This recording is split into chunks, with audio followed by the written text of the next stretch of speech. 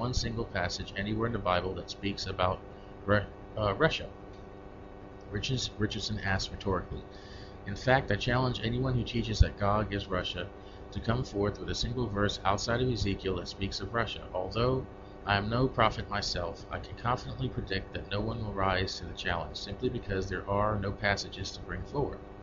Further, Richardson points out that following the defeat of Gog and Magog, Ezekiel 39:22 predicts, from that day forward, Israel will turn to God and know him, an event most other premillennialists agrees happens only after the defeat of the Antichrist.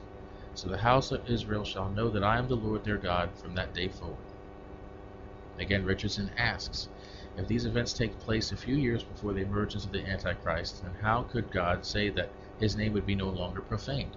The Bible is clear, after all, that the Antichrist will be the leader of the greatest and most blasphemous religious movement that the world has ever or will ever know. Richardson's book is turning the prophecy world upside down. Bible prophecy has always had a difference of opinion when looking at last day events, and new interpretations don't always get received well, because sometimes people consider a tradition they hold or a theory that they hold like it was straight from the mouth of God, and they treat any challenge to it almost like heresy. That's why in the past people have made predictions of stated theories that later didn't come true. It's that element of interpretation. People see things differently. They use different criteria for interpreting Scripture. That's why the most sound theories are the ones that most agree with what the Bible actually states.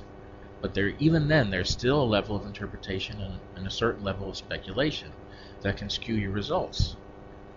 So on this program, I like to bring up different views on Bible prophecy and leave it for you to decide how much merit it has.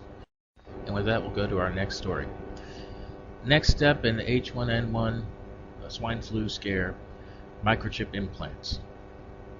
A Florida-based company that boasts selling the world's first and only federally approved radio microchip for implanting in humans is now turning its development branch toward emergency preparedness, hoping to produce an implant that can automatically detect in the host bloodstream the presence of swine flu or other viruses deemed a biothreat. Verichip Corporation currently sells a small, under-the-skin radio frequency identification capsule, or RFID, that the patients can opt to have implanted, containing a number of computer linked to their medical records, enabling doctors with a special reader to access the information even if a patient is unconscious or unidentified. The company boasts its microchip, roughly the size of a grain of rice, is the only such implant approved by the U.S. Food and Drug Administration. But Verichip has turned its attention to other uses for the technology, including microchips that can be used to tag and log human remains after a disaster, and implants that the company hopes will be able to warn if the host is infected with swine flu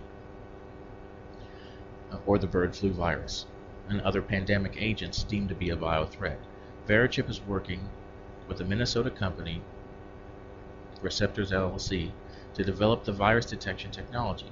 As we continue to build our partnership with Receptors, which started with the development of the glucose sensing RFID implantable microchip, we are moving beyond patient identification to sensors that can detect and identify illnesses and viruses such as influenza, said Scott R. Silverman, chairman of Verichip, in a statement. This is an exciting next step for the future of our healthcare division.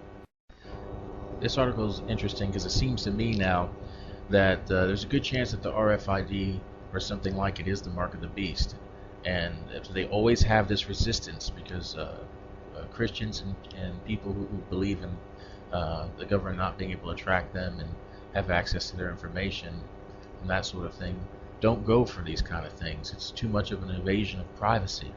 So they're having to come up with different means to sweeten the deal, so to speak, so that people will accept this, or at least use the banner of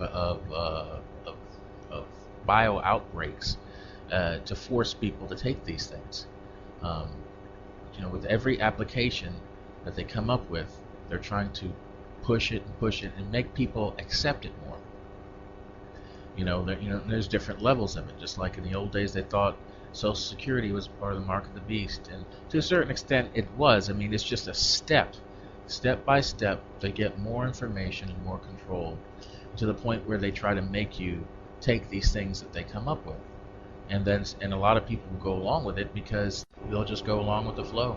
Now from the Daily Mail Online, artificial life will be created within months as genome experts claim vital breakthrough. Scientists are only months away from creating artificial life, it was claimed yesterday. Dr. Craig Venter, one of the world's most famous and controversial biologists, said his U.S. researchers have overcome one of the last hurdles to making a synthetic organism. The first artificial life form is likely to be a simple man-made bacterium that proves that the technology can work. But it will be followed by more complex bacteria that can turn coal into cleaner natural gas, or algae that can soak up carbon dioxide and convert it into fuels. They could also be used to create new vaccines and antibiotics. The prediction came after a breakthrough by the J. Craig Venter Institute in Maryland. Scientists have been working a long time now on creation of artificial life.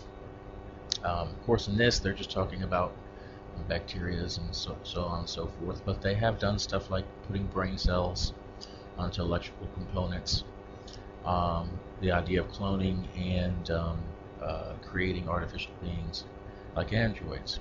But it does have relevance to Bible prophecy because of what is stated in Revelation 13 about the false prophet giving life to the image of the beast. Then I saw another beast coming out of the earth. He had 2 horns like a lamb, but he spoke like a dragon. He exercised all the authority of the first beast on his behalf, and made the earth and its inhabitants worship the first beast, whose fatal wound had been healed. And he performed great and miraculous signs, even causing fire to come down from heaven to earth in full view of men. Because of the signs he was given power to do on behalf of the first beast, he deceived the inhabitants of the earth. He ordered them to set up an image in honor of the beast who was wounded by the sword and yet lived. He was given power to give breath to the image of the first beast, so that it could speak and cause all who refused to worship the image to be killed. He also forced everyone, small and great, rich and poor, free and slave, to receive a mark on his right hand or on his forehead, so that no one could buy or sell unless he had the mark, which is the name of the beast or the number of his name. This calls for wisdom. If anyone has insight, let him calculate the number of the beast, for it is man's number. His number is 666.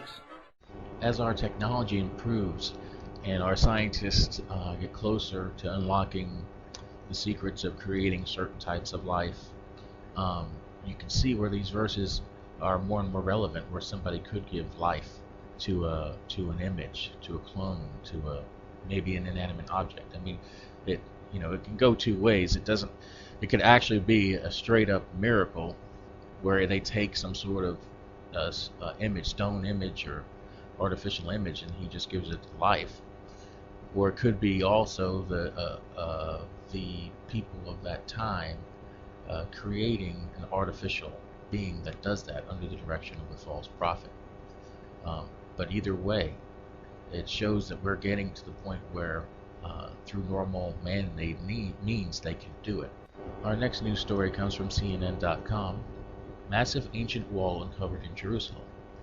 An archaeologist's dig in Jerusalem has turned up a 3,700-year-old wall that is the largest and oldest known of its kind, found in the region, experts say. Standing 8 meters, which is 26 feet high, the wall of huge cut stones is a marvel to archaeologists. To build straight walls up 8 meters, I don't know how to do it today without mechanical equipment, said the excavator's director, Ronnie Wright. I don't think that there's any engineer today without electrical power that could do it. Archaeologist Eli Shirkron of the Israeli Antiquities Authority added, "You see all the big boulders, all these boulders are 4 to 5 tons. The discovered section is 79 feet long. However, it is thought that the fortification is much longer because it continues west beyond the part that was exposed," the Israeli Antiquities Authority said in the news release. It was found inside the city of David, an archaeological excavation site outside of the old city of East Jerusalem. on the slope of the Silwan Valley.